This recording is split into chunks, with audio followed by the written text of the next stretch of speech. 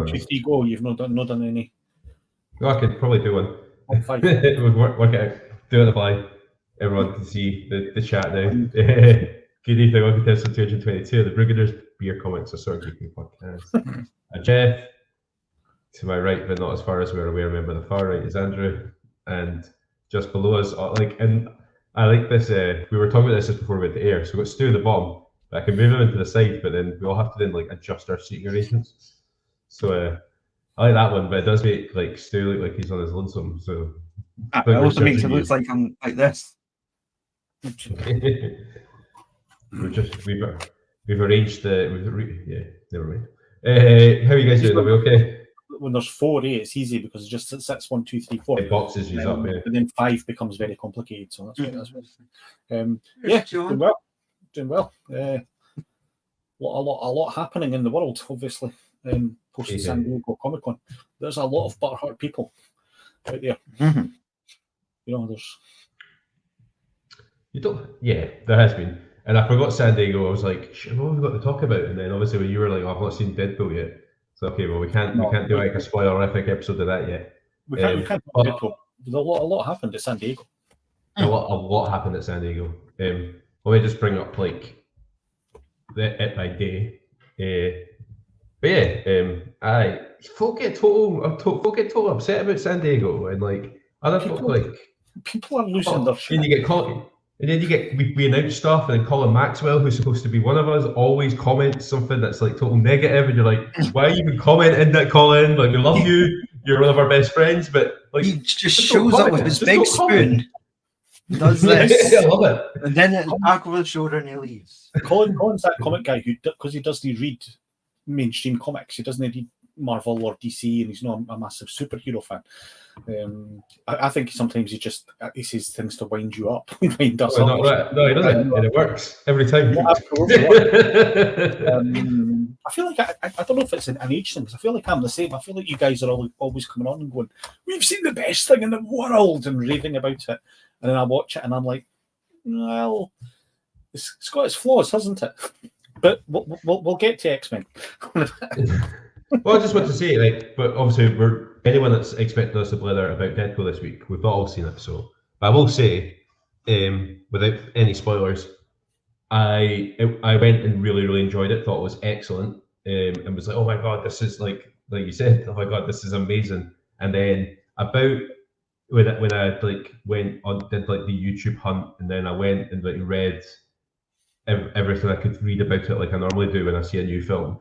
It was like, oh, actually, maybe it wasn't that good. It was okay. It was serviceable. It was funny, but and obviously, you should never read reviews and never read opinions, because I had this experience years ago with Superman Returns, with Brandon Routh, which has got some great set pieces in it, and Brandon Routh is really good and really likable as Superman.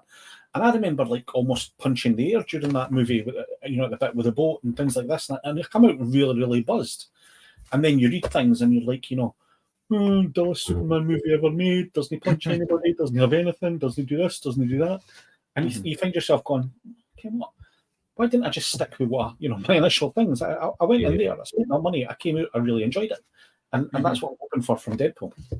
Don't get me wrong. My favorite bit is my favorite bit is still my favorite bit, and it was one of the bits that was highlighted as maybe not that good, but I was like, I enjoyed it. So it's fine. It doesn't matter. Okay, you'll enjoy it. It's good fun. I think I'm going to see it on Saturday with my youngest son on Saturday, so we'll definitely be able to talk about it next week. And if I've not seen it, I'll knock him on so that you can discuss it. I know. I went to see it with Craig and Anna last week. My mate Craig and Anna, and although Anna went to see it, she's seen it twice now. She went to take her mate last night, and she said it was like. I was like, I don't know if I could have watched it twice in 1 week. And she was like, no, it was actually more fun the second time. Because, so fair enough. It definitely, it's a very rewatchable movie, I imagine. For a lot of people, go and see that 2 or 3 times. And I think that's reflected in how well it's doing. It's the most successful R-rated movie of all time and all that nonsense. But it's killing it, isn't it? It really is. It's going to make a lot of money and tie a lot of things together and a lot going on. But, yeah. I also was able to say on the way back from the cinema, I was also able to wind up Anna a wee bit more by saying, you know, it's still my second favourite. It's maybe my second favourite movie I've seen this year because Timothy Chalamet is so good. Fucking loved Wonka, you know. But by the way, the thing is, I talked about Wonka at Christmas time. Remember when we did yeah. I thought Wonka was great, and I think June was great. And I'm really warming to Timothy Chalamet because see, last night I didn't even know this was happening because I didn't read newspapers or watch things like that. So this thing caught me by surprise. A trailer dropped, I think, yesterday or the day before, and it's the Bob Dylan biopic, and Timothy Chalamet's playing Bob Dylan. That's funny because I can hear Chalamet's voice, but it's not Bob Dylan. It's not. But you've got him singing in the trailer, and he's got the sound and he's got the look, and you know I'm a big Bob fan, so I'm really psyched for it. This exact conversation came up at my work this morning, but the guy talking about the trailer said it was Bob Marley and Timothy Chalamet is playing him, and I'm like on like this 10-second delay going, they can't do that, can they? Like, he's doing a short circuit. It's fine. It's like I know he's good. And a few months ago when somebody put out that he's not untouchable of the Martin Luther King biopic, and it was starring Tom Hanks as thunder all over again. I loved. I was gutted you weren't here last week, Andrew, because I was able to take. I wrote a list of all the things that Wonka and June 2 had in common, and it's if you break it down, it's massively substantial, right down to the fact that he has a famous Rebecca playing his mum in each film and stuff like that. But when I broke it down, the only thing I could, if you were looking at it comparatively, like the one thing that Wonka has over June 2 is it doesn't have fucking June 2 doesn't have an 8-inch tall Hugh Grant. It doesn't have anybody 8 inches tall and singing. So it was, Wonka was great. Wonka was good. June 2 was good as well. Don't get me wrong, but Wonka was great. June 2, I still haven't got around to see it. Although I watched the first one, but I've not got around to watching part 2 yet. It's generally one of the. I think June 1 and 2 back to back will go down as like some of the best films of all time. Wonka won't, and I think that's a disservice to how good Wonka 2 is. It's one of those movies that you go to, like for kids' movies and stuff like that, for musical movies, you got to think about, will people still be watching it in 20 or 30 years? And I'll tell you what, will people still be watching Wonka in 30 years? Or will they be watching the Tim Burton one with Johnny Depp? Because I'll tell you what, Wonka will stand the test of time. These are the Wonkers for me is Gene Wilder and Timothy Chalamet, and I'm not even considering the Tim Burton farce.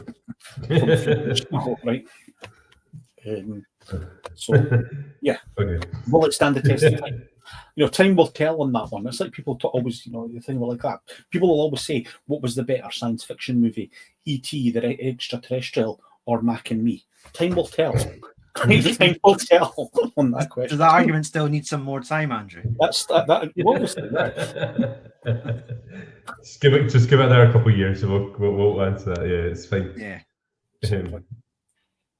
I've been watching a lot with Sonny recently. I've been watching a lot of and trying to get him to sit through some of them because he finds them quite boring, particularly in the first act or two. But all these amazing movies from the mid-80s, and even Mac and Me didn't have to do much. And it was and it's so unlikable as a film. It's unreal. It's so fucking. Oh, it's awful. I can't even. I haven't even told Sonny it exists because he'll think it's amazing. 30 years, they'll still be talking about it. In therapy. Well, no, maybe no Mac and Me then. Maybe Flight of the Navigator or something like that. Well, that was it. I watched Flight of the Navigator with Sonny last week. Great, still good. Do you remember Daryl? Yeah. Nobody does. Yeah. Android robotic youth life form. These films, great films in the 80s. I see Stu going, hey, what? Too young. Explorers and stuff like that. That's good. These just that weird mid-80s family Disney family films that I think they're in the hearts of everybody that saw them at the time. But like, if they haven't like what you say, they haven't stood that test of time. No. Really. Few movies like from the 80s, like serious movies like The Godfather and things like this are still there. Fighting movies, if you're a fan of fighting movies, but yeah, I mean movies. I look at the movies that I grew up on, which were my favourite movies. There's a bizarre sort of thing where, Star Wars is nearly 50 years old. It's going to be 50 years old in like 4 years or 3 years, something like that. 47 years.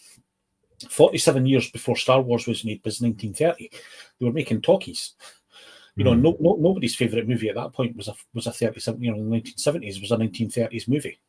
So the fact that these movies, certain movies, are still remembered, even like Alien and things like that were made in the 1970s. Superman the movie, Jaws. There's no much room for things. A late 70s movie, which is one of my favourites. But I'm not going to tell you the name yet because I'm saving it for when we do top 5 gold buddy cop movies. We'll get there, man. It's coming. I've got a great one, but nobody remembers it anymore. I speak to people about it, and nobody remembers it. I genuinely thought, was it like a drug-addled dream that I had in the 1980s? Seeing this movie, did I make it up myself? But then I met somebody else who remembered it. I love these. I love these kind of conversations. I listen to a podcast where they talk about the best movies quite a lot, and they'll pick a genre and they'll talk, and they'll do like the top 100, and they get, or they'll go on Letterboxd and they'll or IMDb and they'll pull their top 100 list off, and they'll read it, and they get really fucking annoyed when they're looking at things that are like films that are quite recent. So when they're looking at it and like say something like Get Out or comes up, and they're like, is that one of the best movies of all time, or is it like, so they have this thing called, they call it recency bias. I don't even know if recency is a word. No, I know exactly what you mean. Have you ever seen Mark Lamar losing his shit on Nevermind the Buzzcocks? After there was a poll on what was the greatest British song of all time, which was won by Robbie Williams singing Angels. Yeah. And he came up with it, and he lost his shit, and he made up a list of all the songs that should have beaten Angels, which started with Rudy, A Message to You, Rudy, by the Specials, at number 1, and at number 2, every other fucking song ever made in Britain. You get the recent points, they ignore everything that's happened before. Kids that haven't seen movies that were only made before 2000, you know what I mean, man? Yeah. My boy scoffed at Highlander.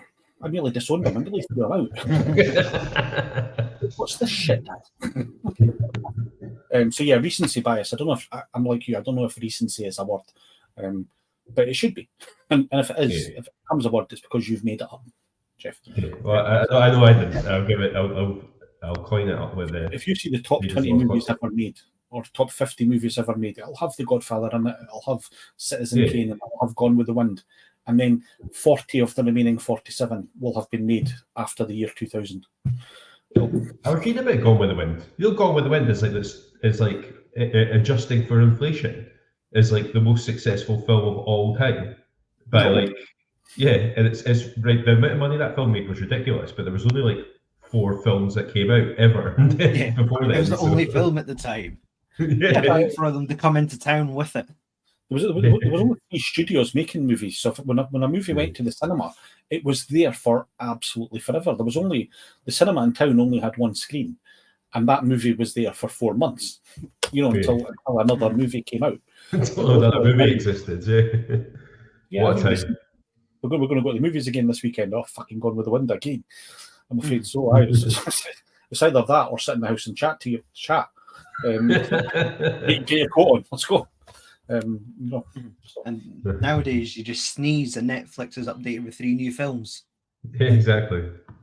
Yeah, with the same people in them. Ryan Reynolds has got another film out. Ryan Reynolds has got a movie out. You can't take in any given week. Ryan Reynolds, Adam Sandler, and Nicolas Cage. One of them's got a movie out every single week. It's amazing. It's bizarre. It's bizarre. Okay, San Diego. Where do you want to start with San Diego? I've got the list of all this stuff. Yeah, you want to start small and go big. That's harder to do. When it comes to starting small, I think I've seen what was there, but it was like Kevin Smith, and I wish John was here because John would have a lot to say about this. But Kevin Smith's 4:30 movie, in the trailer, and I know Kevin Smith writes what he knows, and I'm a massive Kevin Smith fan and things like this. It's so obviously a biopic almost of his life from that time, even to the extent that one of his friends who does a podcast with him, a guy called Walt Flanagan, there's a young kid in this movie that's his pal, and he reminds me of Walt Flanagan. So it's like I think he's telling these stories of his life in the 1980s in Highlands, New Jersey, stories that you've heard on his podcasts and stuff like this. But it still looks eminently watchable, and I'm really quite excited for it. So the 4:30 movie. What I always find mental about San Diego is because I don't know if you guys are like me, but because I follow so many comic creators and we've interviewed so many on the show that like quite a lot of them are at San Diego, which is really awesome to see. I don't know, it seems from sitting here in Scotland, it seems unfathomable that we would never, any of us, get there, never get over there and stuff. Because but obviously a lot of our sort of former American guests, they can all kind of go. It's like a rite of passage almost. So it's cool seeing a lot of their stuff. But I think because everybody now thinks the San Diego Comic Con is Hall H, and it's where like you get all your big blockbuster news and stuff. But like the amount of comic stuff is insane there as well. I saw like the DC, for example, rebranded their comic logo. They rebranded it. I was talking about it. Yeah, they rebranded it for their movie thing. I think James Gunn did a video about it, didn't he? And it reminds me of the DC logo from the 1970s and 80s before it was kind of updated. So, can I just say in the comments, Anna's put a comment up saying sacrilege. Oh, so it was a reference. It was a reference to me comparing Wonka to. Right. Okay. I wasn't sure. I knew I'd said something controversial, but it's so long ago that it could have been any one of 3 or 4 things. I thought maybe it was. Yeah, I would definitely thought it was a reference to me slagging off June 2 again. So. Wonka's, in my opinion, Wonka's better than June 2, but I haven't seen June 2. Some of the comic news is pretty cool. I saw Rav V, like the stuff that jumps out at me because I want to say Rav V's a friend. Rav V's somebody we stand behind the beer queues every November and like we keep all right, man. All right, Rav, and he'll just say hi because everyone says all right, Rav. But he's doing the Fourth World stuff. Is part of like their big rollout. So like Scott Snyder, or was it? I think what they're doing. I'm looking at here. So there's a new Flash comic coming in. There's DC All-Ins coming in. There's loads of DC comic stuff, and Ravi's a big part of that, which is cool to see because we kind of know him. Loads of Marvel comic stuff as well. There's new like West Coast Avengers and Ultimate Universe stuff coming out, and they're launching another new universe. I think it's like the 3rd time they've tried this. Yeah, I think this new universe thing. They do it every 10-15 years or so. They're like, we'll do the last time Kenny worked, it was the Ultimates. The time before that, he just called it the new universe, and it didn't work at all. So they're having another go. I think it's quite cool because I know John's talked about it before, but they're obviously they do work with Viz Media, the manga guys, and they've expanded that. And Spider-Man's getting a crossover with Ultraman next year, which would be quite exciting. So just stuff like that. Todd McFarlane's doing stuff with Spawn, and obviously he's getting King's. There's going to be a King Spawn movie soon-ish. Teenage Mutant Ninja Turtles is getting a relaunch because it's their 40th anniversary next year. So yeah, just cool stuff, loads of stuff, and that's just the big ones. You can go on, TV-wise, was a lot happening, and again, fandom being what they were, people are losing their shit. People have already decided that the new season of Rings of Power is going to be woke as fuck. Yes, so they're losing their shit about that. Dexter's coming back, which having watched Dexter, the recent sort of reboot, or it was a couple of years now or something like that, he dies at the end, doesn't he? It's a spoiler, I suppose, but I know he's coming back as the voice of young Dexter in a kind of spin-off, but they're like, no, okay, well, we're going to bring him back. How? He is that good though. Like it's one of those iconic television roles, isn't it? So you don't want him to keep dying every 3 years or so, and then it's like, right, that's it. I'm only doing 10 episodes, and then that's it. And before you know it, he'll be 75, and he'll still be playing, Dexter as an old man. Let it go. Yeah, he is one of those characters that you think, like you say, you can't bring back. I remember being right at Prison Break, and they brought that back, and then just totally out. Again, the main character in that died. Michael died, and then they managed to bring him back, and it was just like, come on. Even though he died, he did cancer. It was a whole final season sort of thing that he was dying, and then he was dead. No, It wasn't. I'm checking what else came in the TV stuff that I was interested in. I've not seen Rings of Power season 1. I'm one of those guys, so I apologise for that. Yeah, getting another trailer, another spin-off of The Boys. Sort of prequel with Jensen Ackles as Stormfront, as Soldier Boy, and Maya. I can't remember what her name is. Stormfront, the Nazi character. Nazi girl from season 2. So that they're doing a show of that. Is it Voight Rising it's called, or something like that, isn't it? Voight Rising. Voight Rising. Yeah. I really enjoyed season 4. I know, again, a lot of folk are like. I found it quite funny that there was a lot of what you mentioned, the wokery mob, but there was definitely that was getting jibes thrown at it in season 4. And you're like, it's the boys. They're openly making fun of that as a concept. Yeah. Anybody who uses the word woke in anything other than an ironic way should just get in the fucking sea in the first place. But it's have you never read The Boys? Crazy.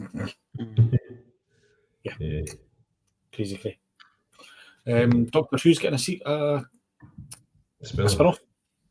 And that's it for TV, I think. They announced season 5 of Lower Decks is going to be the last one. That was, that's fine. Lower Decks is a great show, and then they released a trailer or like an extended clip for season 3 of Strange New Worlds, which is an amazing TV program as well. So they did something similar for Superman and Lois. They did a trailer and an extended fight scene with Superman's fighting Doomsday on the moon, and it's like I think that show's remarkably well made for a TV show about Superman. Like you would expect really poor effects, but they're really good and really likable characters. So I'm kind of psyched for that one as well. And Strange New Worlds is the same, I think. Anson Mount is just so good. I tried to make Anna watch last week the Strange New Worlds crossover with Lower Decks, and I thought, oh, it's fine because you don't really need to know what's going on because it's a kind of a standalone episode. If you don't watch Star Trek, it's completely mind blowing and not in a good way. And I was like, I'm sorry, this is quite you need to know what's going on. There's quite a lot of jokes. Even as I say, I the bit where what's his name? The guy from The Boys who voices Bill Jack Quaid. When he jumps on Anson Mount's Pike's got he's got a saddle in his rec room, and he jumps on it. As he jumps on it, he goes Riker, and he does the leg movement. And I was like, I didn't think I need to explain that joke. It's fine. Never mind. I'm sure it's awesome. Star Trek being much better than Star Wars. Most people enjoy that. So there's just wee jokes in that everyone that's into Star Trek needs to watch the Strange New Worlds Lower Deck spin-off simply because they're mixing a cartoon with a live action show, and it works. The point that in cartoons characters will have side conversations in busy rooms and nobody can hear them, but they do bits and pieces, they'll be talking in the corner and then everyone else is still sitting there going, yeah, we can all still hear exactly what you guys are saying. It's just stuff like that in there. But no, And that's Hannah saying Spock was freaking him out because he smiles and he's got emotions in that episode. But there's reasons. But again, you needed to know what's happening in the show. I didn't think about that. But yeah, there was lots of Star Trek stuff came out. Obviously, I think a lot of their shows are kind of coming to an end. Discovery's finishing. Lower Decks is finishing. So obviously Picard and that are all done. So I wonder, because off the top of my head, all I can think of is Strange New World's been the only one that. You should say that Star Wars is a legendary franchise. Trekkies just have more things to choose from. It's Trekkers, Anna. I think you'll find. So I bet you feel it's Trekkies. What are you talking about? It's Trekkies. No, it's Trekkies. It's only people outside the fandom call them Trekkies. So I thought it was the other way around. I consider myself a Trekkie. I think you're fine. Have you seen Fanboys? Yeah, I have. It's a good one. Fanboys is great. It's the best thingy of Star Wars fans versus Star Trek fans I've ever seen. I just always remember a stand-up routine by Ben Stiller, where he's like, so he's getting made fun of by his workmates because Star Trek's not cool, and he's massively into it. And they're like, "Oh, look at the pointy ears! Look at the Trekker, fucking Trekker!" And he just looks at me, he's like, "It's Trekkie." It's like so that's so. If Ben Stiller says it's that, then no, there was a schism in Star Trek fans in 1982. So it's like the Sharks and the Jets, East Coast, West Coast, clicking their fingers and that. Yeah. So that was. I'm trying to think what else came out of TV stuff, because obviously the movie stuff is the bit that always folk talk about. Yeah. Yeah, there was loads of stuff. Everyone should be checking out the comic stuff as well, like. Because there's so much. But yeah, we'll just talk about movie stuff. We have to. It was the biggest, the biggest. Yeah. No surprise, because if you watch the sort of leaked things that were like that, everybody was like, it'll be this person, it'll be this person, it'll be him. And indeed it was him. And yes, it was how many people simultaneously lost their shit. The yeah, fuck yeah crowd, and the oh my, how can you sacrilege? How can you recast? Like, how can you recast a person so that they play more than one character? Have you seen a hero movie? Have you seen these things? People play multiple characters all the time. It was like that thing we said earlier, where you go see a film and you come out with your own opinion, and then you look online and you see everyone else's opinion, and you realise, oh, I could be wrong. And that's added text, like on Sunday morning, screenshot about Doctor Doom, and I was like, that's pretty cool. Like that's like a good way to stir interest. And it wasn't until I started looking online, even like our own Facebook page, so, the comments coming in on that, I was like, whoa, these opinions are very different from mine. Yeah. Just keep your opinion. Realize it's a movie. It's a series of movies. I don't know. If he's the best person for the job, I'm sure they'll explain somehow, or maybe they'll know. Maybe they'll just ignore it. Maybe it's just recast and move on. Which is I think they needed to. I think there's a lot of stuff. I think it's quite a savvy business move, because they needed to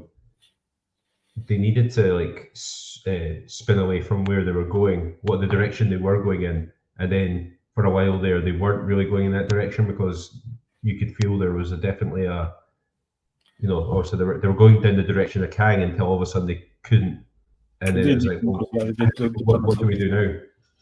And I think when you talk about like this 30 years from now, like standing the test of time stuff, it'll be interesting looking back on this time and being like because you'll see the MCU kind of 30 years from now, when they're still churning out the movies, there'll be this weird blemish in time where it's like it had a direction, then it didn't, and then it all of a sudden had a direction again. And that's all I'm hoping for. I'm hoping that like and people will be like they'll be like, I can't remember a time when Timothée Chalamet wasn't Tony Stark, and he's the best Tony Stark ever. And I know this. I've been through this in my life. A great example of this is Bond. How many people were like, the best Bond ever is Sean Connery, and then the best Bond. Some people think the best Bond ever was Piers Anthony. Not smart people, and not people with taste. I know Piers Anthony. Piers Morgan. No, Wait, no, that's the TV guy. Pierce Brosnan. Pierce Brosnan. Pierce Brosnan. Yeah. Morgan. And then people Pierce Morgan as James Bond. I want to see that film now. I'll see that. Who's Pierce Anthony? I think Pierce Anthony's like a fantasy author or a science fiction author. But yeah, people, and then Daniel Craig, and people like nobody can ever play him like Daniel Craig or something like that. But in a couple of years, it'll be Tom Hiddleston or Henry Cavill or somebody like that, and people will suddenly, they'll forget it. They'll move on. Yeah. I feel sorry for it. Well, not feel sorry for, but I'm excited for almost. Is the guy from Stranger Things who's playing Johnny Storm? Because playing Johnny Storm is a gateway to playing somebody bigger in the MC universe. Captain America. I don't think he's going to get to play Killmonger, this guy, because he's a bit white. But you play Johnny Storm and then you play somebody bigger, so that'd be quite interesting. Yeah, that will be. I love the Fantastic Four casting. Big fan of Pedro Pascal and the actor whose name I always forget, but because I want to call him like Cousin Richie. But I can't remember. I don't want them called something. When they brought the Fantastic car in on the stage, and it was quite obviously and things and stuff like this, and it was just the worst special effects in the world. And I had a flashback to Black Panther. The effects were so bad. That was a joke, guys. That's okay. Just keep them going. Some of them will land. It's fine. No, I thought I thought the Fantastic Four stuff is looking great. I'm really excited for getting trailers and shit properly. I want the Fantastic Car though. I want it to be in those 4 different parts where Reed Richards is on his own and a bit at the bottom, and then there's bits sticking out for the side, and Ben Grimm has to sit in the back to sort of counterbalance it, things like this. That just looks like a Porsche or something like that somebody's put fins on.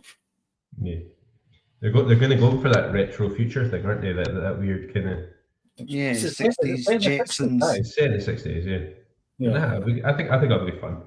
I trust they know what they're doing. I really liked them.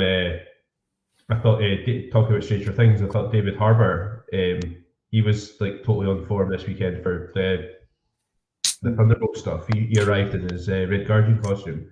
It was suggesting that like they'd all agreed to come in costume in an email and no one else had done it. And he was great though. He was great in Black Widow and stuff like that. So I want to see more of him anyway. So I think with David Harbour as well, it reminds me of something as well. But the trailer for the new Hellboy movie dropped, and people again are losing their shit because it's not the Guillermo del Toro and it's no things like this. This looks more like a Hellboy story than any movie I've ever seen. That's exactly what I thought. Yeah, like the Mignola things, the vibe looks right, everything looks right. Yeah, but people who only know him through, these movies. I'm excited for it. Like we're having the joke earlier about there being like you sneeze and like 3 different like Netflix properties come on and stuff. But there's so much stuff, and I was talking to Sean, my oldest, about this. There's so much stuff coming out now that like I was like, I'm back in my day when I was your age. We had to wait fucking 3 years between Daredevil and the Fantastic Four movie, and they were both dreadful. Whereas like you get 3 MCU movies a year, but now like that Hellboy movie has just, I had no idea it was in production until about 3 weeks ago. I was like, oh wow, this is out in like November or whatever, whenever it's out, and I'm like, that's like, and there's like there's a new Teenage Mutant Ninja Turtles series coming out next, and it's all the voices from the guys from Mutant Mayhem and stuff, which was amazing, and it comes out like next week. It was just like, oh, that came out of nowhere. Like, there's now so much content that like, it's good for us because I feel like we get a new exciting thing to talk about every week. That's like, imagine this show in like 2005 when we existed. It would just be like, we'd just be talking about Superman Returns for a year, and then like waiting for Dark Knight to come out. So. I was born in 1972. I know people won't believe that, but yeah, I'm 52 now.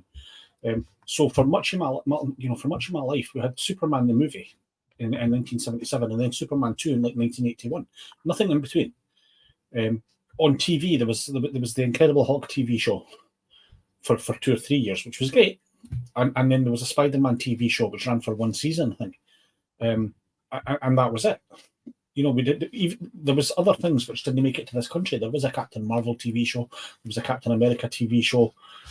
But we didn't have anything. Even just through the 1980s, a couple of Superman movies and a Batman movie, and it wasn't until probably Batman Begins. Well, no, I suppose in the 1990s we had Spider-Man movies coming through there, but there's something out all the time now. 3 movies a year from Marvel, 2 movies a year from DC, independent movies, Netflix TV shows, Disney Plus TV shows. It's a golden era if you're a superhero fan. But you're actually spoiled for choice. Coincided with the rise of the internet, which gives everybody the chance to be butthurt and tell everyone about how butthurt they are. It's full of this whole, can you tell me where George Lucas touched you? Show me where they hurt you. So, it's just like, enjoy what you want. Enjoy something you enjoy. Didn't you watch? Didn't you go and see? Like, I didn't understand the people who I raved about Rings of Power again last year. I didn't understand the people who want to go and spend their time on the internet telling people how shit a program that they've never seen and none they're going to watch is either going to be or was, even though they didn't see it because I wouldn't watch that shit. But it's shit. And I'm going to talk about it on the internet ad nauseum. Just go and watch something else. Yeah, it's the same way. Like let folk be excited about RDJ. Don't go into the Brewgooders comments and put a shrug emoji because you know it's going to annoy Jeff. So it's just hi Dad, way up. Yeah. See, just if it's not your thing, my wife watches Love Island, and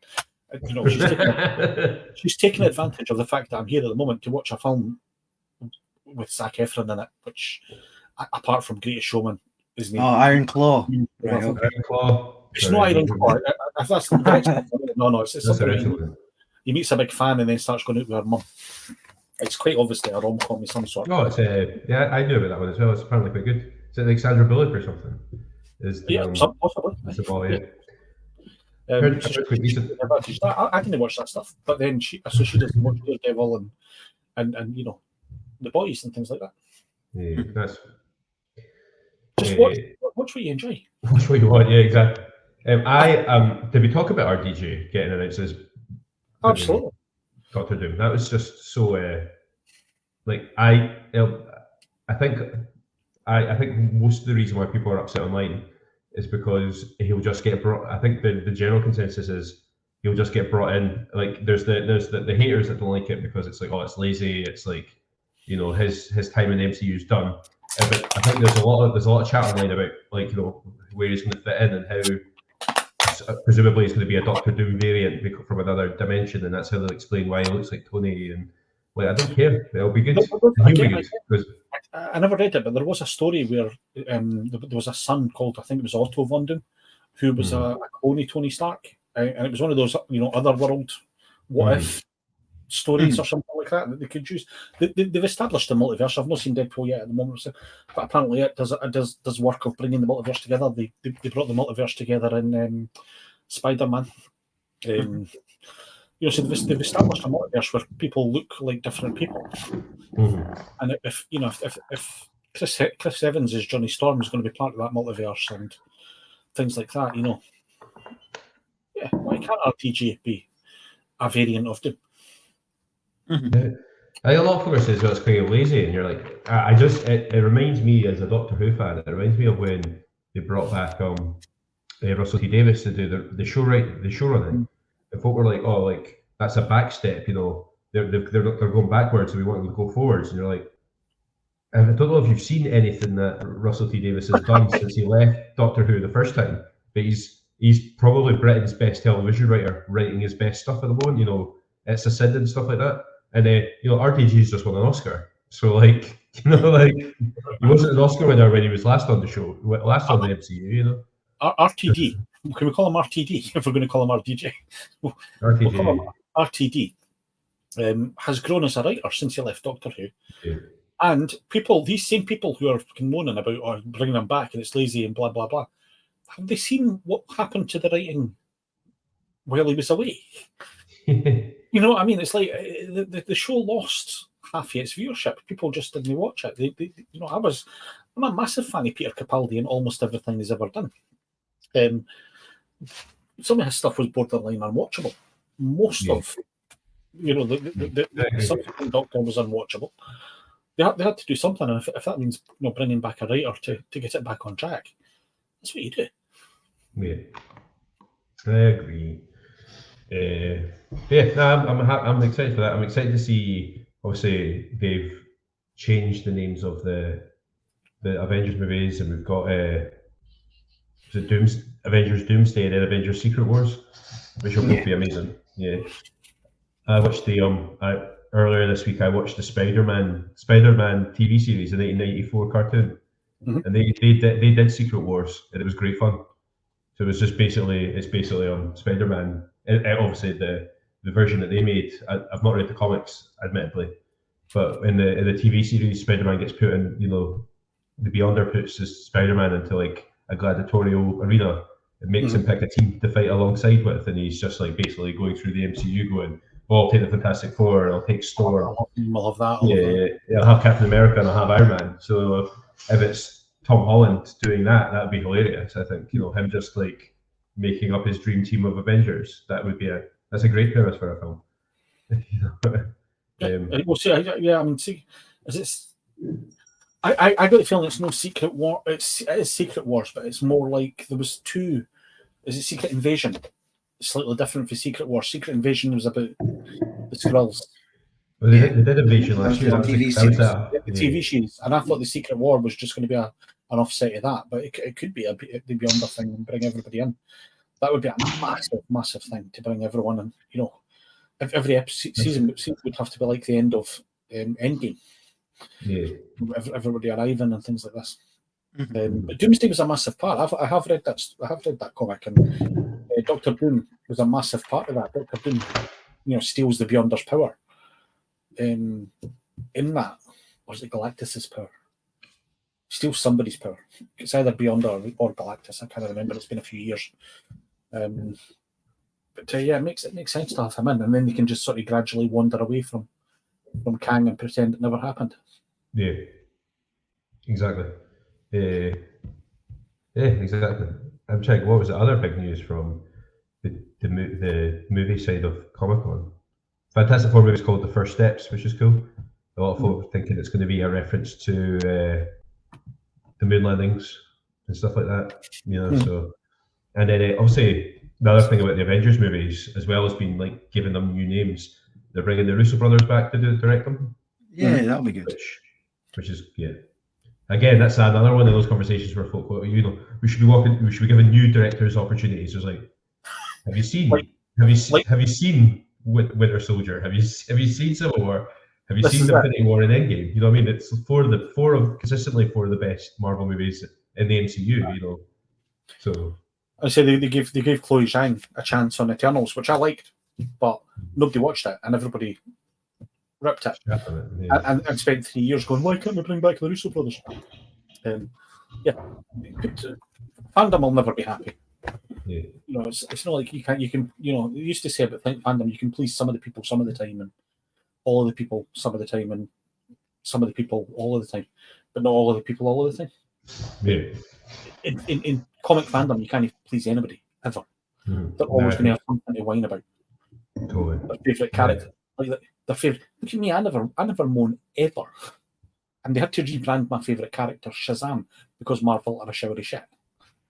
So, do you ever hear me going on about it? That's probably the first time you've ever heard it, I'm sure. You've definitely mentioned it on the show before. You've just been doing this longer than you realise. Yeah. I was just assumed that was that one-man podcast you've been doing, episode 439.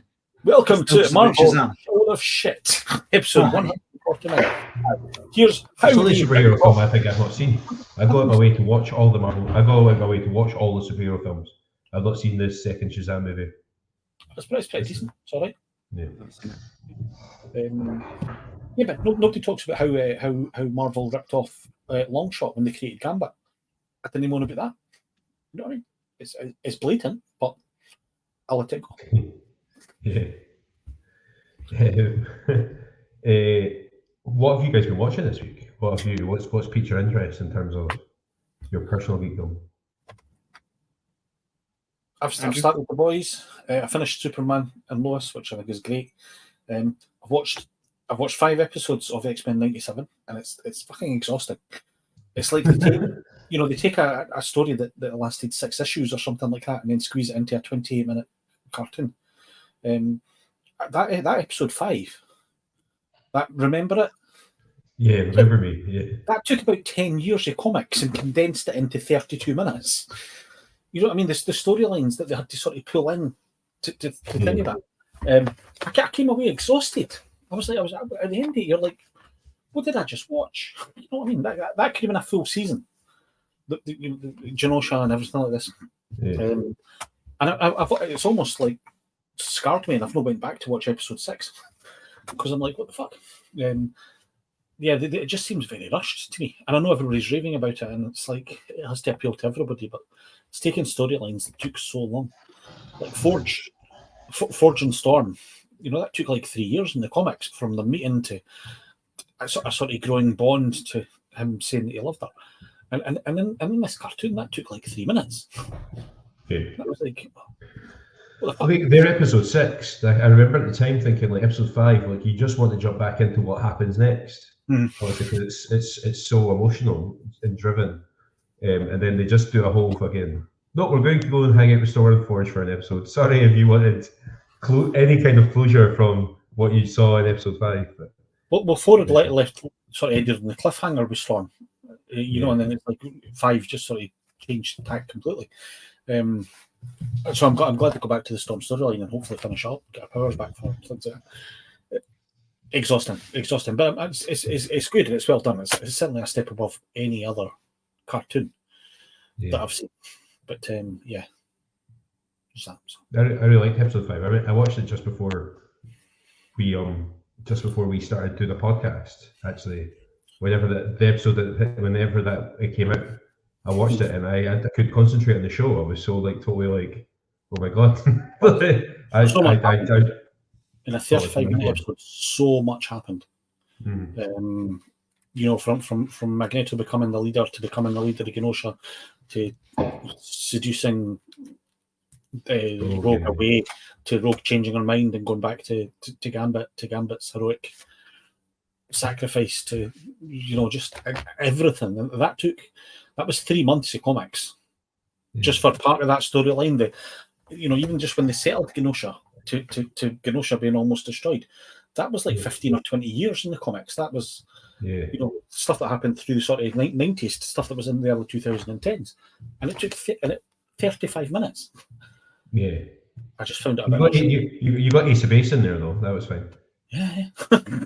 Any cartoon that can fit an Ace of Base number into it is definitely. there is a moment in, like, I don't think it's spoilers, but in episode 6 when you're watching opening credits, which I never skip past because that opening tune's amazing.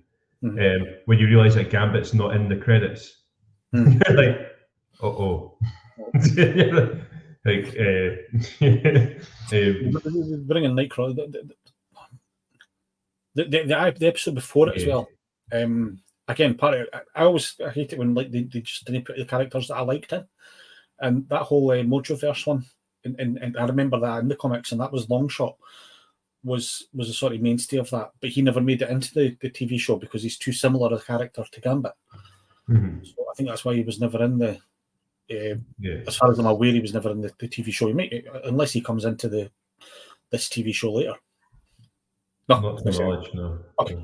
And just putting in Jubilee and some other character that, hands up, I've never heard of in my life. I thought it was a bit of a. But I don't know. I like that Mojoverse episode. I remember watching it thinking, shit, we're getting a fucking Jubilee episode. Nobody likes Jubilee. Nobody wants to see that. It's a really good episode. I liked it, like the side-scrolling fight scene, for example. I was like, and it was like the side-scrolling fight scene was just completely lifted out of the from Street Fighter, Marvel, is it Marvel versus Capcom? Yeah, it was like the I think there is like a Streets of Rage X-Men game, I think it was Marvel versus Capcom, where you had the characters from Street Fighter would fight things like that. I think it was good. It was amazing. I really enjoyed it. Also, like it's wee things. It's the geek shit as well. Like I know, like somebody I didn't notice it until somebody told me out, but like for the first 2 or 3 episodes, Jean Grey's hair's tied back. And then it's not for the ongoing episodes because it's then actually Jean Grey, not Madeline Pryor. Okay. And just stuff like that. Her hair's different because it's a different character, effectively. This is as well. I know we talked about Madeline Pryor and stuff like this, and it's like, again, one episode, she's decided she's going to be, it was Marvel versus Capcom, that's what I thought it was. She's going to be the Goblin Queen. There's a very good reason in the comics why she picks the name Goblin Queen, to do with goblins and stuff like this. This just felt like she's in a room. Oh, Scott's left me and I'm a clone. Fuck it, I'm going to go back. I'll be the Goblin Queen. But they didn't really do anything with that either, because apart from like Scott having like a weird like psychic affair with her, which is like again wrapped up in 7 minutes. Just feels really rushed. I think we've gotten used to long form TV. You know, we're used to Daredevil taking 13 episodes, or The Punisher taking 13 episodes, and you know, to tell one story and things like this, and it's so good that we want that. And this kind of episodic, everything happening very quickly. Did you hear any of that, Jeff? No, something about long form TV in it. I just noticed I couldn't see myself. I was like, oh, fuck. Yeah, no, we totally have got used to the idea that story. I don't know if it works in the cartoon, but like, I fucking love like massively long, and that's one of the reasons why I like the Bear. I know I criticised it, but like I like what I like about the Bear is sometimes a lot doesn't happen for 2 or 3 episodes because in actual life things don't move forward that quickly. But,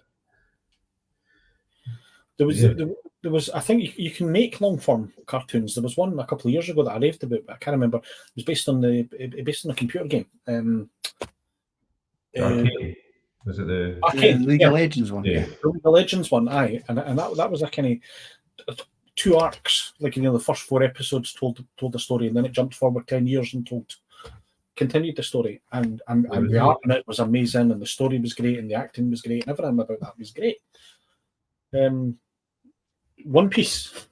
I started watching the One Piece live action show, and I'm raving about it. And I'm not a big fan of manga either, but that's an anime that told stories. You know, manga tells stories over so long. I've been watching One Piece, but I watched One Piece with Sunny last year until we stopped watching it. But yeah, there's whole episodes where it's just like there's like whole episodes where they're like walking. You know, they're either going. You're partly on their journey from A to B.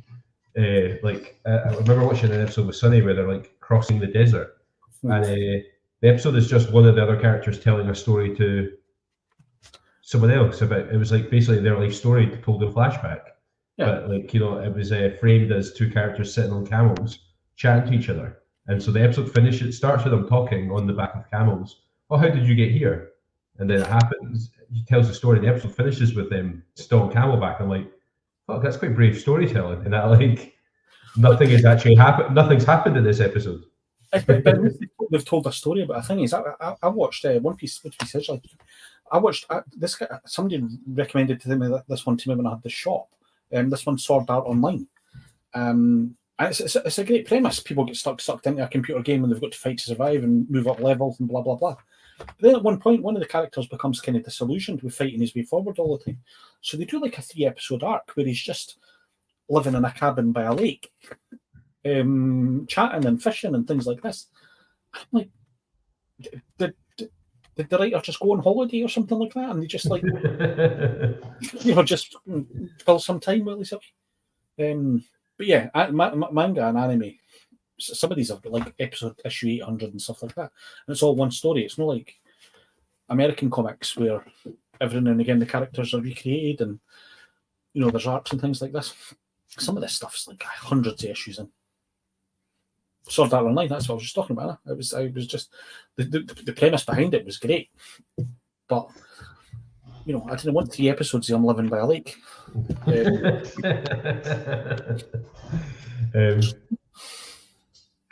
What have you been up to this week, Stu? What have you seen? I've not been watching a lot. Obviously, saw Deadpool the weekend. Watched first episode of The Boys, which seems okay, and watched a film on E4 called The Farewell, which is like a serious film with Aquafina, which is like two things you don't normally get together. It's sort of like a family drama, but just really, really good film. But yeah, I've spent most of my week either watching wrestling or playing video games, whether it's Death Stranding or The Curse of Monkey Island. Amazing. So different. Your Death Stranding. That's. Do you know? Is that another one where you're basically a postman and you just spend a lot of time? It's like a walking simulator. Yeah, it's a walking simulator. You're being hounded by pirates and ghosts, and you're Norman Reedus. Yeah, crazy. Monkey Island's completely different. So you can get two more different games. That's like a 64-bit. Well, I'm at the third game now, so it's 1997. You've moved on to PlayStation 1 sort of era. Yeah, because that's the next game's like a PlayStation 2. But I think this third one was more or less just like a PC game, straight up CD-ROM. So. Okay. I thought Telltale took over for a bit, didn't they? I've they've done one. Telltale. I definitely played part of that. I enjoyed it. Yeah. Nah, it's good. I've been playing a computer game this week. I don't often play computer games, but I got myself Football Manager 2024. It's just a spreadsheet. I've decided I've played it and I've enjoyed it, but it's just a spreadsheet. I said when I first started playing Football Manager games, again, it was back in the 1980s in the Commodore 64. And it was the case of, right, this is your team, pick your team, let's go and play a game. I tried Football Manager 2021 maybe. I was like, I'll give it a go. And I played it for 4 hours and hadn't played a game yet. You've got to send out scouts and training things and pre-seasons and stuff like this. And all you've got to go and speak. And I'm sure it's very true to life. And I know some people sit in their strips and get interviewed and things like that. Jesus, man, it's just too complicated. I did have I've got Kelly Hart save on the go. And we did get drawn against Dunfermline, so I genuinely considered putting on a shirt for the game. So it's a biggie. It's the West Fife derby. It's like it's a really hard game, and like you say, sometimes I'll be playing it and I'm not necessarily enjoying it. And I'm like, why am I doing this? Like you say, like you have to recruit. Like in the 2024 variation, you can't just hire staff. You actually have to have interviews with them. Yeah. And they're like, "What? This is our vision. What will you bring to our setup?" And that, and I'm like, well, I just want to know their stats so I can click whether I want them or not. I stopped playing these Football Manager jobs. Like I tried it in 2021, it was absolutely dull as fuck. Didn't go back to it. I played them religiously all through the 90s, and it was like the early 2000s. I played one. It was Championship Manager or something like that. It was called at the time. And you could save your game and try again if you lost. And I was coming up on a game against Manchester United, playing as Liverpool, as I quite often do. And I saved the game before the game. And then picked my team and played Manchester United and got beat. So I reloaded the save. I thought, I'll do this for a couple of times till I win this game, because I'm not losing to Manchester United. And I lost 13 consecutive games. It didn't matter what I did. Didn't matter who I played. Didn't matter how much I did. Didn't matter what I did like that. Basically, this game decided Manchester United were going to beat Liverpool at that point. And at that point, I decided the game was fixed and threw it out. I never went back. Yeah, I am enjoying it. As I'm not doing, like you say, it's a game that you have to put quite a lot of work into, which I'm sometimes quite averse to putting a lot of work into anything. So so sometimes I'll lose a game and it's like, oh, it's because I've not been focused on my training regime the way I should be. But you're like, I don't want to have to sit there and decide what my defenders are going to be doing next Tuesday for their workout drills and stuff. I don't even have my own, I don't have my own workout drill for a Tuesday. So, but yeah, it's got me back into computer games a wee bit though. So I'm like, oh, I wonder what I can get off Steam that I'll actually enjoy. So suggestions down below.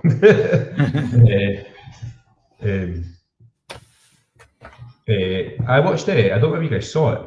I just caught this. I went to see Deadpool and Wolverine on Sunday, and then I was with my kids, and they were both like messing about. So I went on to Amazon Prime, and there was a movie. I'll need to think what it's called. Was it? It had a hint. Is it the Men of Ungentlemanly Warfare or something? Let me see. Oh yeah, the Ministry of Ungentlemanly Warfare. Yeah, it's Henry Cavill and a bunch of other folk, including the guy that's Jack, big heavy tanky guy. Yes, Jack. Alan Ricks. Yeah. Oh, and Jack Reacher. Jack Reacher's on it, and Henry Cavill and stuff like this. I know people who are raving about it. I think it's great. It's good. Guy Ritchie directed it. It reminded me. I meant to send a note to Colin actually, because it reminded me of like one of those, like Hellman card comics of like the 1970s. Like, is it action comics that were like, they were like the step up from Commando comics, where it was the same structure of story, but with a lot more violent.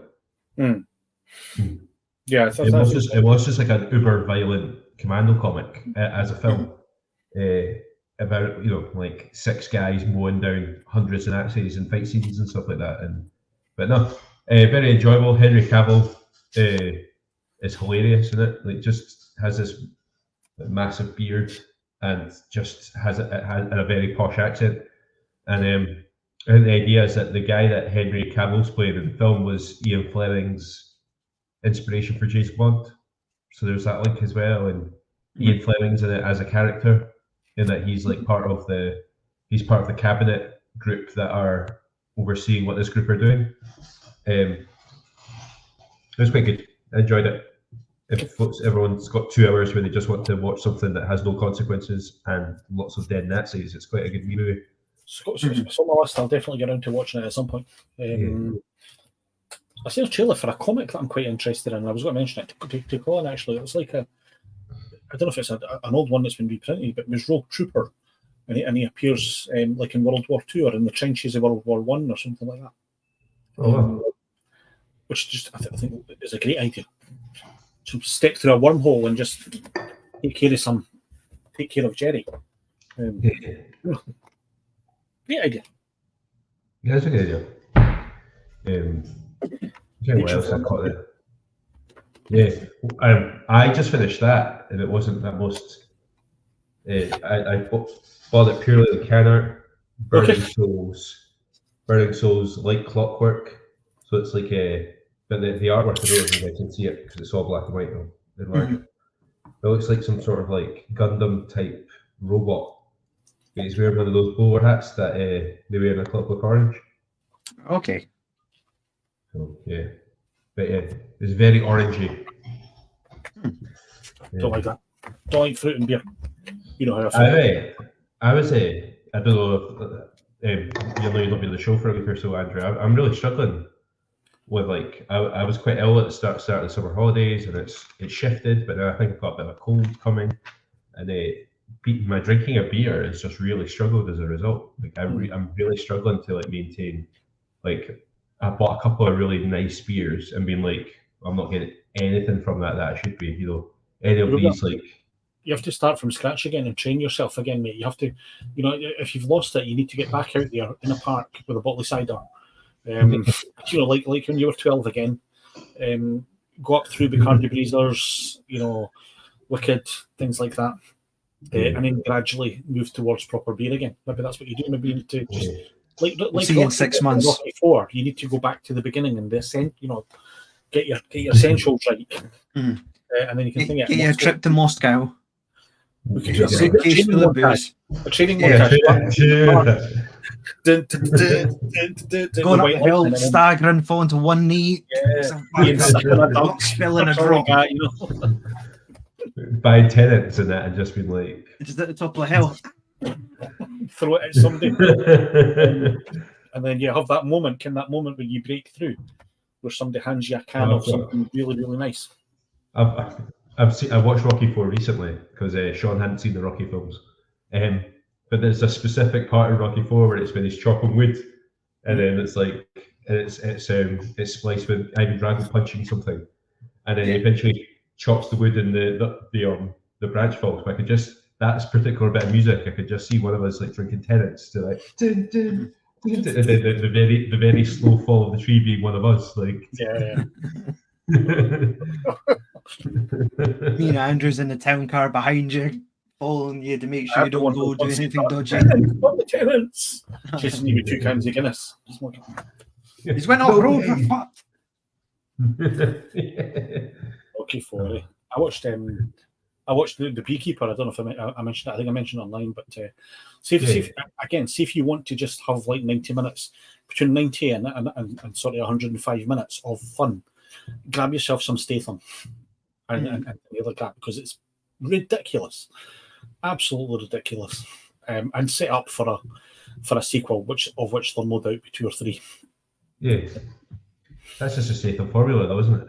I was me and my friend Ben when we were younger, fucking loved the Transporter. Is that first Transporter movie when he pours oil all over the floor, and then he puts the metal straps on his shoes. Just really cool. Just good. And the Meg as well. We watched the Meg. Me and Sonny. It's just that was fun. I think when movies that I know are kind of parodies almost, are sometimes usually on like. Well, it's just like the Meg is exactly what you think it is. There's a submarine stuck at the bottom of the ocean. There's a prehistoric megalodon guarding it. So the only person that can get down there and save those folk in that submarine is Jason Statham. But he's been retired for 5 years after a submarine incident. So we have to get him. We have to find him and get him out of retirement. We have to find this guy. It's like we've talked about Armageddon. There's always that thing. Why do they? Why do they have to teach guys who work in a rig to be astronauts? Why don't they teach the astronauts how to use drill rigging equipment? And that's the thing. You get these things, and it's like I gave it up 5 years ago after the accident, and then that'll come up. That'll come up in time. They always find them at a bar in like Singapore or sort of like. Be off grid. Yeah, and that's even like fucking the James Bond one last year. That was that. He got shot off a train, and the next thing you know, he's somewhere in the Seychelles or something like that, living on a beach. You got the shakes and things like this, and it's just like, I give it all up. You'll have to come back for one last thing. I'm not doing it. You have a child. It's just ridiculous. That's why they put that up, because I've seen Sharknado and I have seen the Meg. I've seen Sharknado and it's not very good. I think it's deliberately not very good. I think it's deliberately not very good. What I quite liked about the Meg is they gave it the budget, and they it reminded me less Sharknado, more Deep Blue Sea. Like it had like, I don't know if that's a fair comparison, but probably Deep Blue Sea. Again, like you were saying there, like I like these movies that you've maybe got an hour and a half, 100. Loads of like these movies are just like, but they're also quite good. So like the Mummy, no, not Zombiever. I'm thinking of like The Mummy from 1999, or just movies that you're like, oh, they're quite, the concept is rubbish, but it's a good film, and it's inoffensive and quite fun. Yeah. And what about that doesn't speak Zombiever? Oh, I don't know. I just didn't enjoy Zombiever. Okay, I watched it for a very specific reason. I'm sure I've gone into in the past, so I won't salute with that story again. Well, that's why I watched Sharknado, because it had Tara Reid in it, and I was massively into Tara Reid as a young boy. So I thought, I'll give Sharknado a go. It's the Tara Reid comeback, and she's not very good in it, and has had quite a hard life between 1999 and 2012. I should see her now. She's like my gran. Yeah, it's one of those ones. Certain people still look the same 30 years later. She's not one of those people. Yeah. What other beers are other folk drinking? What are you guys drinking? I'm playing really safe today. I'll be honest with you. I had a pint of Ocean to start with, and I've had a couple of cans of Oh, bro. Belhaven Best. I haven't had a drink for a couple of weeks because of various reasons.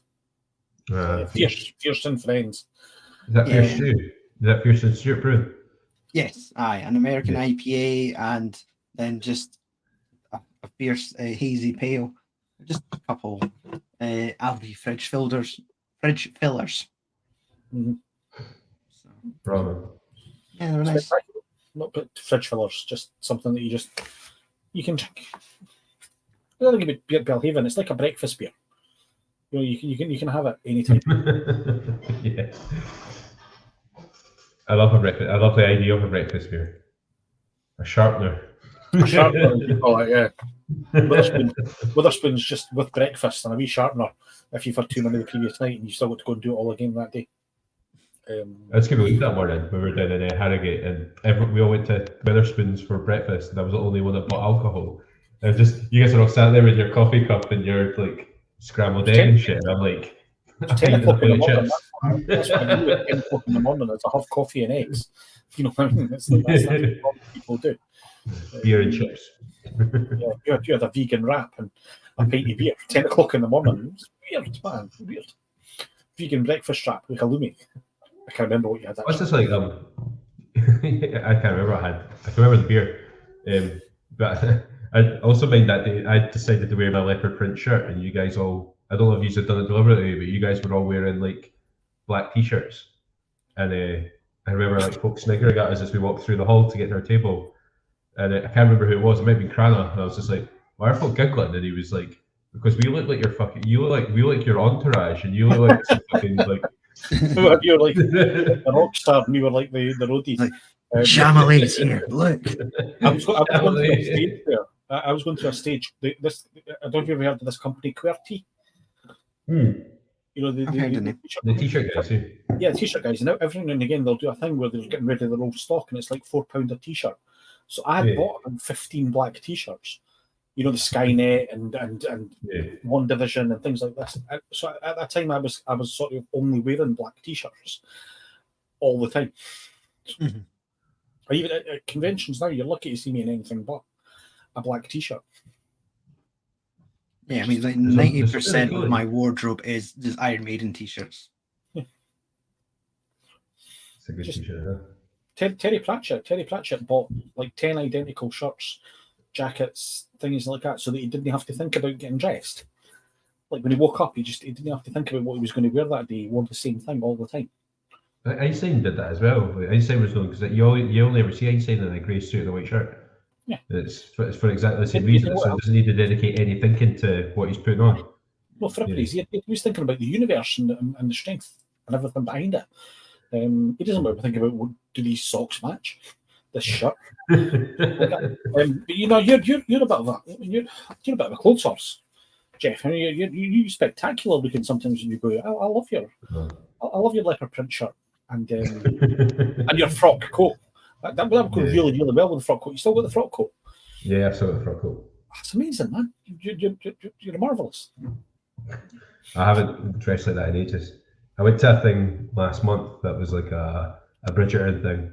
I need to give those clothes back, but I don't want to because they were so fucking dapper. I love frock coats and long boots, and the only thing is you feel naked if you're not wearing a sabre. You feel like you should be walking about like on Bridgerton. My wife loves Bridgerton as well, and I'm not a massive fan of it. But see that style when they wore that, you know, the jodhpurs and boots and frock coats, and I carried a sword about with you wherever you went. Amazing. It all looks good, but none of it's very the material. A lot of materials are quite heavy. That was my only thing about them. Like it was a warm day. It was a warm weekend in Stirling that weekend, and I'm wearing this fucking big suit. Listen, man, you should have. Stirling, you should have gone down to the university, took off the frock coat, got the white shirt ready, and had your Colin Firth moment in the lock. Yeah, totally. And I'm telling you would have slayed them. Wallace Monument behind me in that, yeah. Awesome. What are you guys up to this week? You got anything happening? Exciting weekendy stuff? I'm going to see Deadpool on Saturday with my son. I'm going out for food tomorrow with my wife because it's her birthday. And then, don't know, sport, the Olympics are on. Oh yeah, the Olympics have been great. It was great for watching the Olympics. It's been great. I've been watching Andy Murray. Well, we've been on here. Unfortunately, he lost. So that's it. It's his career finished, isn't it? Well, it's him retired now. But there's been some great stuff going on in the swimming pool and things like that. Great, love the Olympics. It's a running on Saturday. I'm looking for I say there's running all the time, but it's 100-meter finals on Saturday, which is always good fun. Is that this week? Yeah, that's the one that's like watching the wrestling. So it's like SummerSlam on Saturday night as well, which I'll be watching. Yep. But the 100-meter finals, like all the runners get ring entrances and stuff. Like it's weird. It's unlike any other sport in the Olympics. It's like introducing in lane 1, weighing in at 285 pounds. I always think that they'll have their own moves and shit. 100 meters leaves you with the most quickly disappointed people in the world. You know, everybody who's at the Olympics is there because they dedicated their life to their sport. They've trained and trained and trained. And I say for 4 years, this has been the pinnacle that they're thinking towards. And see the 100-meter guys that are in like the heat 1, that didn't make it through heat 1. They've basically trained for 4 years, and in 11 seconds, they're going home again. That's it, done. There's lots of sports like that where they're just 2 or 3 minutes. Boxing and archery and stuff like this, and your Olympics is over in a matter of minutes.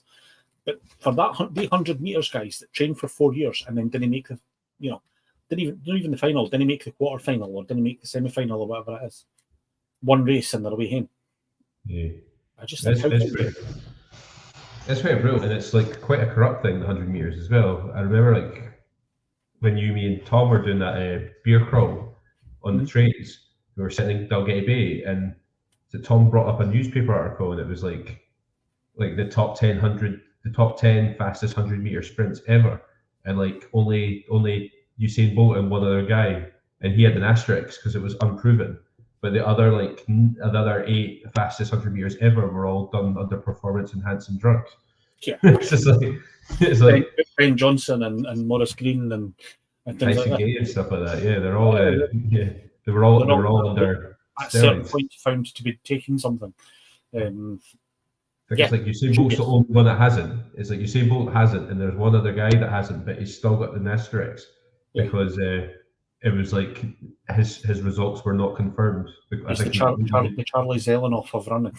Yeah. if you want to give yourself half an hour of joy, go to YouTube and search Charlie Zelenoff, the GOAT, the greatest boxer of all time in his own mind. I think Usain Bolt's a freak. He was told at the time, look, you're too tall. You can't be 100 meters. You need to be a distance runner, or you need to be look at you're big and strong and blah blah blah. You need to be a boxer or something like that. You can't do 100 meters. You're too tall, and he just proved everybody wrong. Fastest man alive. Fastest man ever. The Bolt. He lost an Olympic title. You know that he did the treble. So he did the 100, 200, and the 4x100 relay gold. Yeah. 3 Olympics in a row. So 9 Olympic gold medals. And then one of them was subsequently stripped from him because a guy called Blake, James maybe, was found to have been taking in performance-enhancing drugs, and he was part of the 4x100 meter relay team. And they were, it was stripped from them and somebody else got the thing. So yeah, it's very devastating to get a medal taken off you because one of your mates was cheating. Yeah, I think it should be like what's his face, the Scottish comedian Frankie Boyle. He said just let them take whatever drugs they want. Just I want to see the on drugs Olympics where everybody can take whatever they want to get them there. I want to see fucking boxers with iron hands grafted onto their bodies and things like that. Just let them do whatever they want. Rather than try to think it, you end up with the team that can afford the most, but the ones that get it. But you'll see some spectacular things. Yeah. the brother with 2 heads in that. Yeah, I read a thing one time that says that if you allowed things like that, if you allowed genetic enhancements, and they sort of put it into the future, and it was like, remember the World Cup in 2032, when Scotland, the Scottish goalkeeper, was basically just a piece of skin stretched over the entire goal. like the face of Bo from Doctor Who. A piece of skin that covered the entire goal. And the joke was Scotland still didn't qualify through the group stages. They've talked about that. People have talked about this. They have this argument. This argument crops up every now and again. A genuine argument in ice hockey for getting a sumo wrestler in as the goalie. And just have them just covering the entire goal. You'd never lose a game. Every time it would go to extra time, your team would score eventually. You would win the world championship every year. But then everybody would do it. They would introduce a weight limit or something like that on goalkeepers. But yeah, sumo wrestler, goalkeeper. You heard it here first. Somebody will try it eventually.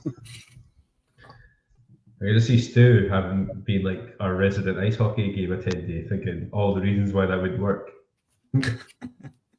I understand it, but he's right. It makes me think of wrestling because they always have like every year in the Royal Rumble, there's always like a guy that's like massive compared to everyone else, whether it's Yokozuna or the Big Boss Man or Kane or someone like that. But they always say like, "Oh my God, like he has to be." He's not going to win because he's not like he's not Stone Cold Steve Austin or whatever.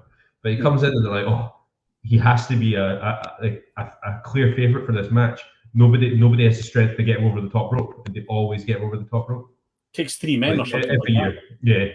Yeah. They sometimes do it, but it's like it takes like 6 of them to do it, and they all have to team up, or they'll get. It's an excuse to get like last year in the women's Royal Rumble. It was Nia Jax, and she was like an absolute tank, and she was knocking everyone down. And folk were like, "Who's got the strength to lift her?" And then obviously Jade Cargill came out and did it, and the whole thing was set up to make her look amazing, which it did.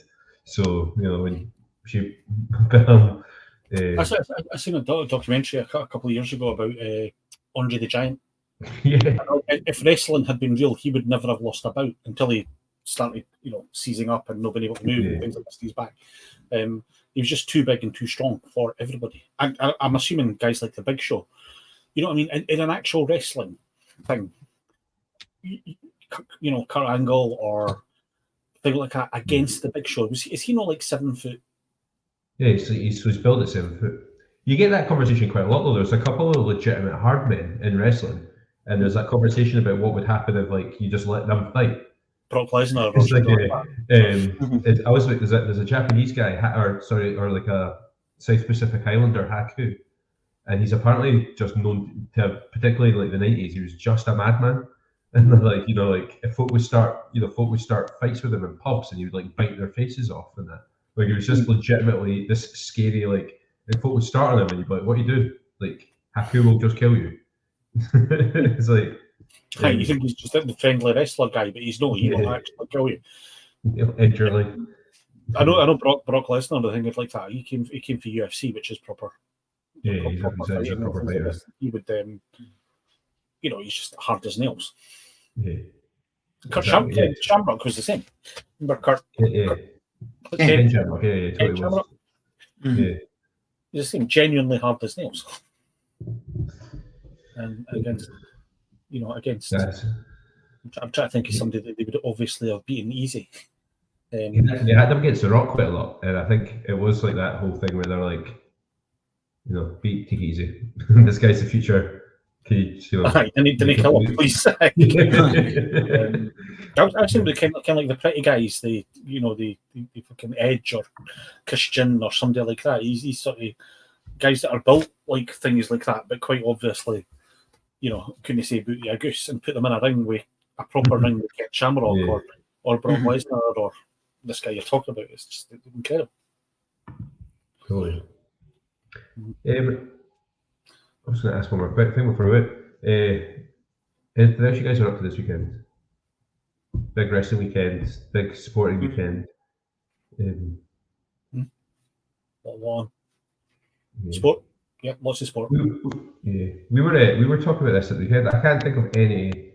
Obviously, this year's been a funny one for movies, and that like I remember last year feeling like there was something to go and see at the cinema every other week, and there's nothing I'm excited about now that I've seen Deadpool Wolverine.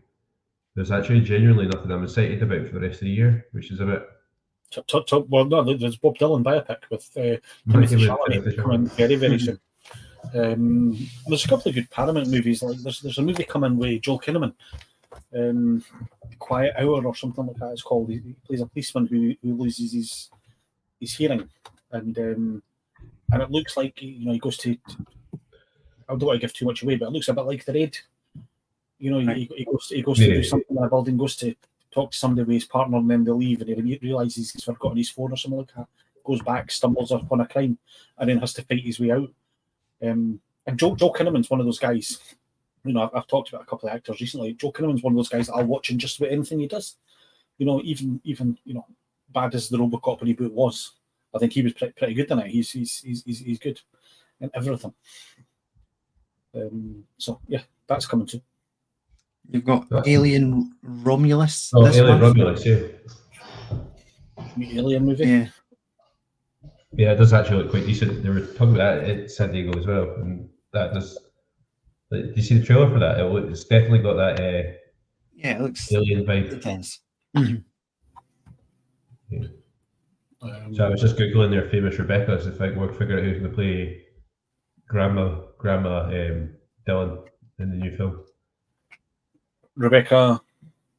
So we've had Rebecca Hall and we've had Rebecca Ferguson. Which I think Rebecca Black of the 2011 song Friday. Rebecca Romaine, who's number 1 in Strange New Worlds. Oh yeah. She was the original Mystique before. That's a good show. Before Jennifer, what's her face? So she's a famous Rebecca. Yeah, it'll be her then. I bet you she'll play as well. That was if you watched the Strange New Worlds, that was one of the things I pointed out to Anna that she didn't appreciate as much as I did. But if you watched the Strange New Worlds Lower Decks crossover, one of the running jokes of the episode is that whenever number 1 comes to speak to Bilmer, he runs away, and then it's because they make a joke of her about being a poster girl in the future, and her going like, "Oh, a poster girl, what does that mean?" Thinking, a poster girl is often quite a raunchy thing. But actually, she's just number 1 in the future in Star Trek is the poster girl for the recruitment, Starfleet recruitment. Okay. And it's Ransom, who's one of the officers on Lower Decks, comes up when you see the poster in the background, and he comes in and he's like, "Oh look, it's numero uno. She could be hung up on my wall any night," and just really pervy. And then I found out later that Ransom's voiced by Jerry O'Connell, who's married to Rebecca Romijn in real life. Aye, honestly. He's like, "Oh, that's funny. He's just perving on his wife." If you're going to perv, you have to perv on somebody. It might as well be your wife. Yeah. I think what else is happening this week? Yeah, I'm just excited about the wrestling. Sorry, there's not anything really geeky happening this weekend, but SummerSlam's happening on Saturday night, and that's going to be amazing. So yeah, I'll be watching that, but I'll be having a few beers, and hopefully the weather will be nice for us. We'll try to get out next week. We talked about trying to catch some of the Olympics in the pub together as a group as well, but we did. And it never seemed to come. We should definitely get together for a final of some sort. We're running out of Olympics now. There's only a week left. Yeah. So, There's 16 days, so I think this is the 6th or 7th tomorrow. So it's like a week on Sunday. I think it's the last day of the Olympics. Or Monday or something like that. Yeah. We need to try to get out before then. What about the opening ceremony? I don't understand opening ceremonies. I really don't. Just like this is the Olympics, the Spice Girls sing, people putting the thing, let's get on with the sport. That thing lasted for 4 hours. It was dark, it was light, and then it was dark, and then it was light again. It was just ridiculous. It's an hour too long. I enjoyed it until a point, and then I was like, okay, yeah, this has now officially gone on too long. I started watching YouTube videos about 40 minutes in, and then I watched 2 hours of YouTube videos and went back to it, and it was still going on. They were only up to in Uzbekistan. I just like to I think I messaged you and Tom. I liked it when they were all coming down on the boats, and I don't know how they organise the boats, because at first I thought, it'll be smaller countries with smaller representation will have less people, smaller boats, but then they had humongous boats with 3 or 4 countries on it. And then you get Bangladesh on a speedboat, and like a wee speedboat, and it was like, oh, like something out of a Bond movie. And you're like, how did Bangladesh get a speedboat? It's like, Bhutan got a boat that looked like it had like they just salvaged it from like a scrap heap. It was just like totally weird. It was like, what's the justification behind every boat? Like what? I've no idea. I don't know what the justification was behind having 4 hours of Lady Gaga and Celine Dion and nonsense. Just honestly, That's it. Just the idea of like all the countries got these big fucking huge boats, and then the guys from the Bhutan go, where are we going? And it's Quinn from fucking Jaws, like scratching the board. do you know what I do love? I've been watching a bit of the surfing, and obviously they can't surf in Paris, so the surfing's taking part in French Polynesia. They're sitting and drinking rum out of coconuts and stuff like this between shots, and that's where I want to be for. I'm covering the Olympics. I want to go to French Polynesia to do it. Mm-hmm. So yeah. That's like because they're not like when London did it. They're not build like a wave machine. Possibly, I honestly can't remember if a thing was in there as well. Something, but do you know, think again, I hate to be that guy who just comes on here and moans, but the BBC coverage has been absolute dog shit. Like 2 sports at a time. It's been awful, and I've not got Discovery or Disney or whoever it is that's got the thing to watch all the sports that I want to watch. It's been awful. I like watching all the fringe sports. You know, like Kabaddi and British Bulldog.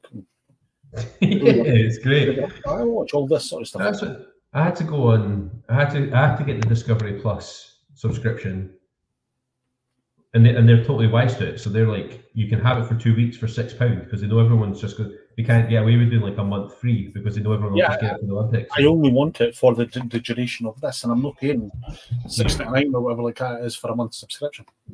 So we did it because Sonny wanted to watch the judo, and I was like, why are they not showing that on the BBC? Like, I would have thought that iPlayer, somebody's recording it. I would have thought they would have had a deal with Discovery where they could just jump on the feed or something. Sonny does judo, doesn't he? Is it judo he does? Yeah, so he was really excited, and it was actually good fun sitting watching it with him because he was able to tell me the rules and stuff and explain why things were points and stuff. The final today, it was great. The guy went 1 point ahead, and he was 1 point ahead till like 5 seconds to go. But with about a minute to go, he just started like backing away for the guy, and whenever they sort of grappled, he would fall to the ground. And he got like warned twice for going down to try and avoid wrestling, and the third time he went down, I hardly touched him, and he just went back down on his arse. And he got disqualified, and he was like, what did I do? Obviously, he didn't want to fight. It's great. Yeah. My favourite moment of the Olympics so far. I only see the highlights like on MSN, just like at your homepage. And yesterday was all about this. I think South Korean. It was like the range shooting. And it was like just this girl was known for just being suave. She's got all these like lenses. She's got one eye covered, and it's almost like a little microscope on the other one. She's got the hat. It's just this fool does this, and then the next day it was like the opposite. It was the men's turn, and it's like a guy from Turkey, just his glasses, one hand in his joggies pocket, and just got a better score. And it's like Turkish hitman, clearly a Turkish hitman. So you get that thing. It's like, I watched a movie about Hitman as well. Not a hitman, a guy who pretended to be a hitman for the government or for the thing. It was really good. It was the guy for Twister. Yeah. Bill Paxton. Nope, the new one. No, the guy for the new one. Glenn Powell. Glenn Powell, the guy that was in Top Gun as well. He's the new Bill Paxton. Remember we talked about this. He's the new Bill Paxton. Yeah, we did. He's going to do a couple of movies where he's the lead, but then he's going to go back to just being the supporting best pal to Timothy Chalamet, probably, who's going to be the biggest star in the world ever. Yeah. He's going to eventually in Avengers 17. He's going to play Captain America and Iron Man in the same movie. It would just be all the Avengers. Timothy Chalamet is the Avengers. They could AI it, definitely. Exactly. Right, I think that's us. I don't have anything else pressing. I'm going to try and get us a guest on next week. We were supposed to have a guest this week, but they had to bail. So I'm hoping to get them next week. So I'll announce it if I get it confirmed. But Okay. Everyone has a great weekend, a great week. We'll catch you all next week. Cheers, guys.